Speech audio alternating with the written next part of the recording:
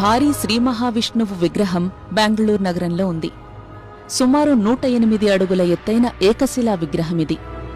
16 భుజాలు 11 తలలతో ఉన్న ఈ విరాట్ విశ్వరూప విగ్రహం ఎజీపురాలోని శ్రీ కోదండరామస్వామి దేవాలయ ప్రాంగణంలో ఏర్పాటు చేశారు.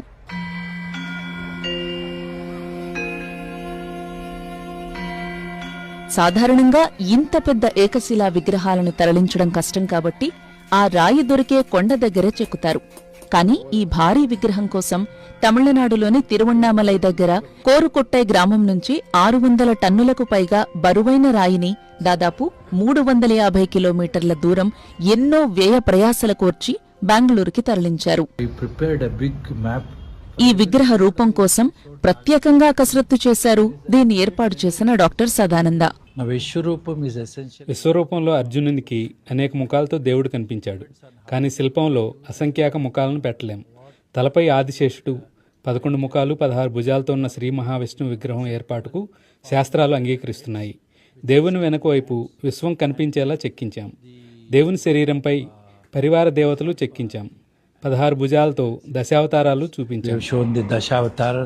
రాయిని గుర్తించి దాని తవ్వకానికి అనుమతులు తేవడం, భారీ యంత్రాలతో కదిలించడం, ప్రత్యేక ట్రక్లో చిన్న రోడ్లు పాత వంతెనలను దాటుకుంటూ తరలించడం, బెంగళూరులో శిల్పంగా చెక్కడం, మధ్యలో కోవిడ్, తరువాత క్రేన్లు కూడా లేపలేని ఆ శిల్పాన్ని యంత్రాలతో నిలబెట్టడం, దానికోసం భారీ ఫౌండేషన్ వేయడం, ఇదంతా జరగడానికి కొన్నేళ్లు పట్టింది.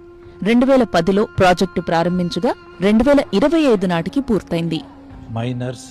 మైనింగ్ నిపుణులు, జాతీయ రాక్ మెకానిక్స్ సంస్థ నిపుణుల అభిప్రాయాలు తీసుకుని రాయిని ఎంపిక చేశాం.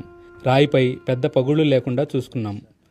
తరువాత ప్రభుత్వ అనుమతి కోసం ప్రయత్నం చేసి 2014 నాటికి అనుమతి సాధించాం. అనుమతి వచ్చాక మైనింగ్ మొదలుపెట్టాం. 2018లో మైనింగ్ పూర్తయింది. 2018-19 మధ్య రాయిని బెంగళూరు తరలించాం. 2019 జూన్ 1న బెంగళూరు చేరుకున్నాం. 2019 నుంచి శిల్పం చెక్కే పని కొనసాగించాం. మధ్యలో కోవిడ్ వచ్చింది. 2022 నాటికి శిల్పం చెక్కడం పూర్తయింది. భారీ విగ్రహం నిలబెట్టడం చాలా పెద్ద పని. విగ్రహం నిలబెట్టాక మళ్లీ శిల్పానికి సంబంధించి కొన్ని పనులు చేశాం. మొత్తంగా 2025 నాటికి పని పూర్తి చేసి జూన్ 2న ప్రాణప్రతిష్ఠ చేశాం. ఈ విగ్రహానికి ఎంత ఖర్చయిందో లెక్కేసుకోలేదు అంటున్నారు సదానంద. అయితే వివిధ దశల్లో వచ్చిన సాంకేతిక పరిపాలనాపరమైన ఇబ్బందులతో ఖర్చు పెరిగిందని చెప్పారు.